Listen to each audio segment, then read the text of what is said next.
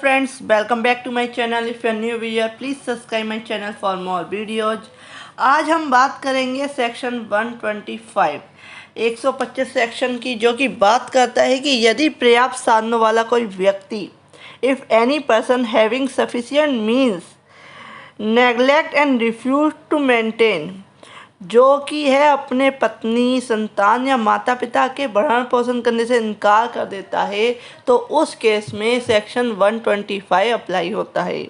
और वह व्यक्ति या माता पिता, कोई पत्नी या संतान, चाइल्ड क्या है, वह अपने जो भी व्यक्ति है जो कि सफिशिएंट उसके पास आय के साधन हैं, उससे क्या है भरण पोषण के लिए मांग सकता है। तो इसमें लिखा हुआ है कि अपनी पत्नी का वो अपने भरण पोषण करने में असमर्थ है। अगर जो वाइफ है वह अगर अपना जो भरण पोषण है मेंटेन करने में अपने को असमर्थ है, तो उसको इसमें वह क्या करेगा, वह उसको क्या है भरण पोषण का जो है ऑर्डर कोड दे सकती है कि आप अपनी वाइफ का क्या है जो है मेंटेनेंस उसको दें। नेक्स्ट है कि अपनी धर्मज या अधर्मज अवयस्क संतान का, चाहे वो विवाहित हो या ना हो, जो अपना भरण पोषण करने में असमर्थ है। इसमें मेन चीज़ है कि जो असमर्थ है कि वह अपने आप से क्या है, उसके पास इतने आय के साधन नहीं है या इतने सफिशिएंट मीन्स नहीं है कि वह अपने को मेंटेन कर सके, तो उस केस में क्या है तब कोर्ट ऑर्डर कर सकती है कि वह अगर धर्मज या अधर्मज संतान है, चाहे वो लीगल चाइल्ड है या वो इलीगल चाइल्ड है, उसको क्या है, चाहे वो मैरिड है या अनमैरिड है, उसको क्या है अगर वह अपने को मेंटेन करने में, अपना भरण पोषण करने में असमर्थ है, तो उस केस में कोर्ट ऑर्डर कर सकती है कि जो व्यक्ति है, जो उसका पिता है, चाहे उसकी माँ है या जो भी है, उसको क्या है ऑर्डर करती है कि वह उसका भरण पोषण करे। नेक्स्ट आते हैं कि अपनी धर्मज या अधर्मज संतान का, यानी लीगल चाइल्ड है या इलीगल चाइल्ड है, जो विवाहित पुत्री नहीं है, इसमें क्या है इंक्लूड विवाहित पुत्री नहीं, जिसके ने वयस्कता प्राप्त कर ली है, जहाँ ऐसी संतान किसी शारीरिक या मानसिक असमानता या क्षति के कारण अपना भरण पोषण करने में असमर्थ है। इट मीन्स कि उसको क्या है कोई फिजिकल या मेंटली कोई डिसऑर्डर है, उस केस में या वह किसी ऐसी चोट के कारण अपने आप का जो मेंटेनेंस है वो नहीं कर पा रहा है, तो उस केस में कोर्ट क्या ऑर्डर कर सकती है कि जो व्यक्ति है, जो उसका जो पेरेंट्स है या जो उसकी पत्नी है या उसके पति है या संतान है, वो उसका भरण पोषण करे। नेक्स्ट आते हैं कि अपने पिता या माता का, जो अपना भरण पोषण करने में असमर्थ है। इसमें माता पिता भी इंक्लूड हो गए कि अगर माता पिता के पास इतनी सफिशिएंट मीन्स नहीं है, आय के साधन नहीं है, तो क्या है उसका पुत्र जो है, उसका बेटा जो है या उनकी बेटी जो है, वह क्या है उनको भरण पोषण दे, तो कोर्ट में ऐसा अपील की जा सकती है और कोर्ट जो सिचुएशंस होगी उनको देखते हुए जजमेंट दे सकती है। भरण पोषण करने में उपेक्षा करता है या भरण पोषण करने से इनकार करता है, जिस व्यक्ति से क्या है मेंटेनेंस की क्या है गुहार लगाई गई है, वह व्यक्ति क्या है मेंटेन करने से मना करता है या इनकार कर देता है, तो प्रथम वर्ग मजिस्ट्रेट ऐसी उपेक्षा या इनकार के साबित हो जाने पर ऐसे व्यक्ति को यह निर्देश दे सकता है कि वह अपनी पत्नी या ऐसी संतान या माता पिता के भरण पोषण के लिए ऐसी मासिक दर से महीने की क्या है एक रकम दे, जिसे मजिस्ट्रेट ठीक समझे कि मंथली क्या है उन्हें पेमेंट करे, इतना कि वह अपना घर खर्च चला सकें, ज़रूरतें अपनी पूरी कर सकें।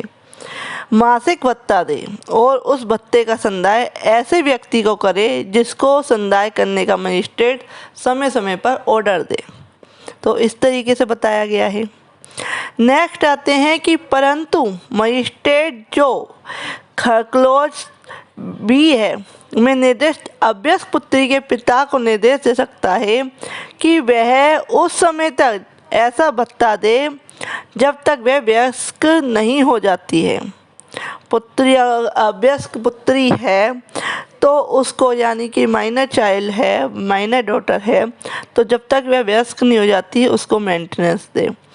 यदि मजिस्ट्रेट का समाधान हो जाता है कि ऐसी अवयस्क पुत्री के, यदि वह विवाहित हो, पति के पास पर्याप्त साधन नहीं है, और वह तब भी दिया जा सकता है कि उसका पति जिससे शादी हुई है उसके पास इतना सफिशिएंट मीन्स नहीं है, इतने आय के साधन नहीं है, तो क्या है, पिता जो है, जो पिता है वह उसे मेंटेनेंस दे। नेक्स्ट आते हैं कि परंतु यह और कि मजिस्ट्रेट इस उपधारा के अधीन भरण पोषण के लिए मासिक भत्ते के संबंध में कार्रवाई के लंबित रहने के दौरान ऐसे व्यक्ति को यह निर्देश दे सकता है कि वह अपनी पत्नी या ऐसी संतान या माता पिता के अंतरिम भरण पोषण के लिए जिसे मजिस्ट्रेट उचित समझे मासिक भत्ता या ऐसी कार्रवाई का व्यय दे, ऐसे व्यक्ति को उसका संदाय करे जिसको संदाय करने का मजिस्ट्रेट समय समय पर निर्देश दे। परंतु यह भी कि दूसरे परंतु के अधीन अंतरिम भरण पोषण के लिए मासिक भत्ते या कार्रवाई के व्ययों का कोई आवेदन यथासंभव ऐसे व्यक्ति पर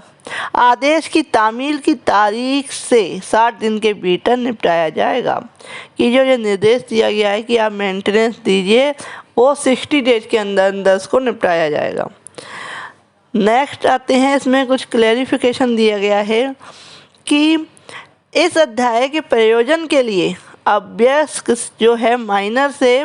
ऐसा व्यक्ति अभिप्रेत है जिसके बारे में भारतीय व्यवस्था अधिनियम 1875 के उपबंधों के अधीन यह समझा जाता है कि उसने व्यवस्था प्राप्त नहीं की है।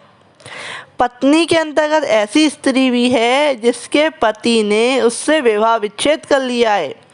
या जिसने अपने पति से विवाह विच्छेद कर लिया है और जिसने पुनर्विवाह नहीं किया है, यानी कि डिवोर्स ले चुके हैं, तब भी आपको मेंटेनेंस देना पड़ेगा जब तक कि वे पुनर्विवाह नहीं कर लेती। नेक्स्ट आते हैं कि भरण पोषण या अंतरिम भरण पोषण के लिए कोई भत्ता या कार्रवाई के लिए व्यय के आदेश की तारीख से यदि ऐसा आदेश दिया जाता है तो यथास्थिति भरण पोषण या अंतरिम भरण पोषण और कार्रवाई के व्ययों के लिए आवेदन की तारीख से संदेह होंगे। जहां आवेदन किया गया है तब से क्या है, वो मेंटेनेंस जो है, जो भरण पोषण है या मानसिक भत्ता है, वो देना पड़ेगा जब से ये केस फाइल किया गया है, आवेदन किया गया है। नेक्स्ट आते हैं कि यदि कोई व्यक्ति जिसे आदेश दिया जाता है ये आदेश का अनुपालन करने में पर्याप्त कारण के बिना असफल रहता है तो उस आदेश के प्रत्येक भंग के लिए, ब्रीच के लिए ऐसा कोई मजिस्ट्रेट दे रकम के ऐसी रीति से उद्धृत किए जाने के लिए वारंट जारी कर सकता है। अगर वह व्यक्ति क्या है, अगर मेंटेनेंस नहीं देता है तो कोर्ट क्या कर सकती है, वारंट जारी कर सकती है, और ऐसी रीति जुर्माना उद्धृत करने के लिए बंधित है। और वारंट के निष्पादन के पश्चात प्रत्येक मास के ना चुकाए गए यथास्थिति भरण पोषण या अंतिम भरण पोषण के लिए पूरे भत्ते कार्रवाई के व्यय या उसके किसी भाग के लिए ऐसे व्यक्ति को 1 मास की अवधि के लिए, 1 महीने के लिए क्या है, या इससे पूर्व चुका दिया जाता है तो चुका देने के समय तक के लिए कारावास का दंड दे सकती है। 1 महीने के लिए उसे जेल में डाल सकती है अगर वह भरण पोषण या मेंटेनेंस नहीं देता है, जो मंथली उसने पेमेंट करनी है वो नहीं करता है। परंतु इस धारा के अधीन देय रकम की वसूली के लिए कोई वारंट तब तक जारी नहीं किया जाएगा जब तक उस रकम को उद्धृत करने के लिए उस तारीख से जिसको दे हुई 1 वर्ष की अवधि के अंदर न्यायालय से आवेदन नहीं किया गया है। यानी कि जो अगर 1 वर्ष के भीतर क्या है न्यायालय में आवेदन नहीं किया जाता है तो उसके बाद क्या है, वारंट का ऑर्डर नहीं किया जाएगा, और 1 साल से पहले कर दिया जाता है तो क्या है, वो कारावास का या वारंट का ऑर्डर कर सकती है कोर्ट। परंतु यह और कि यदि ऐसा व्यक्ति इस शर्त पर भरण पोषण करने की प्रस्तावना करता है कि उसकी पत्नी उसके साथ रहे और उसका पति के साथ रहने से इनकार करती है तो ऐसा मजिस्ट्रेट उसके द्वारा कथित इनकार के किन्हीं आधारों पर विचार कर सकता है और ऐसी प्रस्थापना के किए जाने पर भी इस धारा के अंतर्गत आदेश दे सकता है कि यदि उसका समाधान हो जाता है कि ऐसा आदेश देना न्यायसंगत आधार पर है। यानी कि जो पत्नी है वो साथ में पति कहता है रहे और पत्नी नहीं रहती है तो उस केस में सरकमस्टांसेस देखे जाएंगे, परिस्थितियाँ देखी जाएंगी और कोर्ट निर्णय दे सकती है कि उसे मेंटेनेंस मिलनी चाहिए कि नहीं। इसमें क्लेरिफिकेशन दिया हुआ है कि यदि पति ने अन्य पत्नी से विवाह कर लिया है या वह रखेल लगता है तो यह उसकी पत्नी द्वारा उसके साथ ना रहने के इनकार करने का न्यायसंगत आधार माना जाएगा और उसे मेंटेनेंस देनी पड़ेगी उसके पति को। कोई पत्नी अपने पति से इस धारा के अधीन यथास्थिति भरण पोषण या अंतरिम भरण पोषण के लिए भत्ता या कार्रवाई के व्यय प्राप्त करने की हकदार ना होगी यदि वह जारता की दिशा में रह रही है। अगर जो वाइफ है अगर वह जारता की दिशा में रह रही है, अडल्ट्री की दिशा में रह रही है तो उस केस में वह मेंटेनेंस नहीं ले सकती। अथवा यदि यह पर्याप्त कारण के बिना अपने पति के साथ रहने से इनकार करती है, यदि वह पारस्परिक सहमति से पृथक रह रहे हैं, अगर वह क्या है आपसी सहमति से क्या है अलग रह रहे हैं और बिना किसी रीजन के जो वाइफ है वह पति से अलग रह रही है तो उस केस में मेंटेनेंस मिलना मुश्किल है। नेक्स्ट आते हैं कि मजिस्ट्रेट यह साबित होने पर आदेश को रद्द कर सकता है कि कोई पत्नी जिसके पक्ष में इस धारा के अधीन आदेश किया गया है मेंटेनेंस का जारता की दशा में रह रही है और पर्याप्त कारण के बिना अपने पति के साथ रहने से इनकार करती है या पारस्परिक सम्मति से पृथक रह रही हैं। अगर कोर्ट ने मेंटेनेंस का जो है ऑर्डर कर दिया है और कोर्ट को पता चलता है कि जो पत्नी है वह तो जारता की दिशा में रह रही है, अडल्ट्री में रह रही है या जो वह बिना रीजन के पति को छोड़ के घर चले गई है या वह आपसी सहमति से एक दूसरे से अलग रह रहे हैं तो उस केस में मेंटेनेंस जो है नहीं मिल सकती। तो ये बताया गया है सेक्शन 125 में। आपको इसके साथ साथ जो अदर सेक्शंस हैं वो बताऊंगी। हर स्टेट के अपने संशोधन हो चुके हैं, वो आप क्या है देख सकते हैं बुक्स में। तो फ्रेंड ये था सेक्शन 125। अगर आपको मेरी ये वीडियो पसंद आए